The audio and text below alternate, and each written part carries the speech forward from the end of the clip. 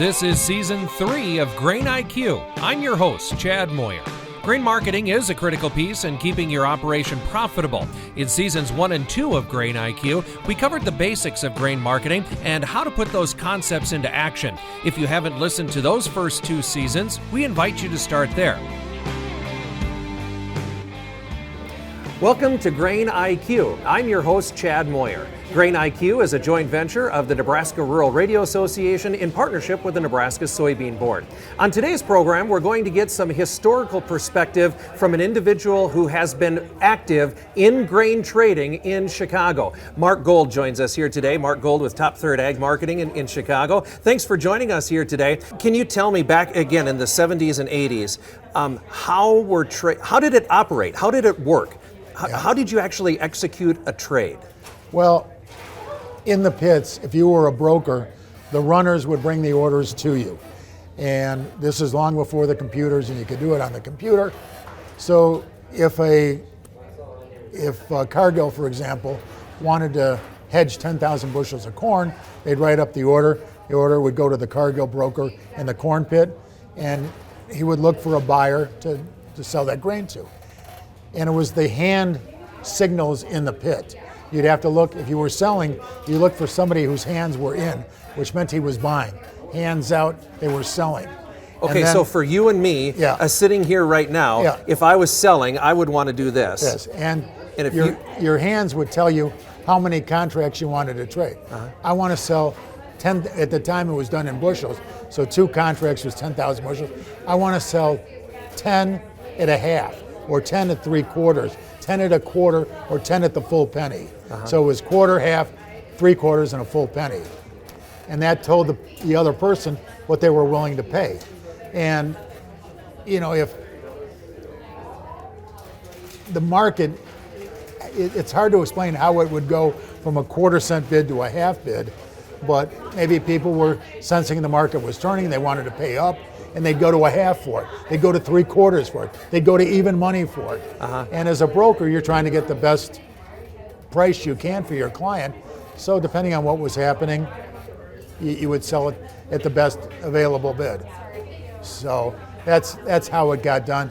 It was all done in hand signals. If you had 2 hands in the air, it meant you were going to take at least 30,000 bushels, 6 contracts. And if your hands were like this, it was generally 50,000 bushels, 10 contracts. When things got bigger and we started using contracts instead of bushels, if you wanted to sell 100,000 bushels, crossing your arm, selling 100,000, 200,000, 300,000, 400,000, 500,000. If you wanted to sell 1 million, it was like this, meaning a 1 with a lot of zeros after it. So that was 1 million. You didn't see that too often, but you would see 100, 200, 300, 400, that kind of thing. Yep, so if you were selling, you'd do it this way. If you wanted to buy them, exactly. You'd be like this. I want to buy 100, 200, 300, 400, 500.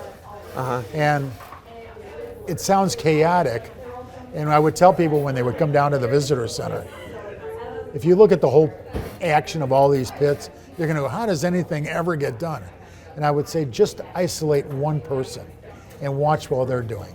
Hands in, they're buying, hands out, they're selling. And they could change, on an instant. But if you just focused on one person, it was kind of looking at the tree in the forest rather than looking at the forest. And it made a little bit more sense.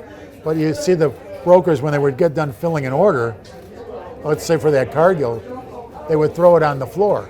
And the runners would always be looking down, trying to see all the orders were different colors or different patterns on them. And the runners would look for their orders and bring it back. The amazing thing was, back when I started, you could smoke cigarettes in the pit. And you'd be trading and some guy have a cigarette and he'd be don't hit me in the eye, and they would throw the butts on the floor and stamp them out. How there was never a fire amongst all that paper at the end of the day, and the pits were wooden pits. The electrical for the phones went into the pits and then out and under. It would have been a disaster if those pits ever caught fire, but that changed. And you've said multiple times, pits. We had a pit, a stage for doing corn, and we had a stage for doing soybeans and wheat, right? And several classes of wheat. Yes, and the pit was, 2 or 3 steps up, and then the pit would go down 3 or 4 steps, and depending on where you stood in the pit was the contract month you were trading. So most guys would trade the lead option because that was the busiest.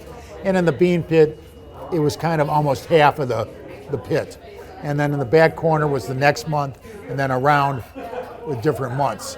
And then when you get to the real back months, 6, 7 months out, 3 or 4 contracts would be trading there. So you had to be very careful which month you were trading. And there would be hand signals for the different months. Okay.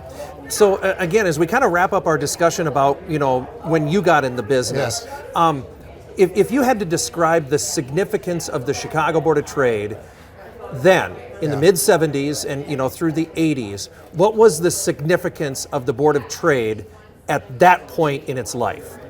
The entire existence, whether in that 20-year period or from the beginning, it was there to transfer risk. And if a farmer had grain, he wanted to hedge.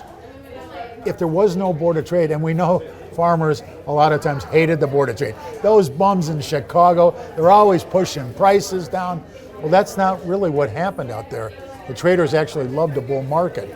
But the fact of the matter is, if you didn't have those, there were 1,402 full members.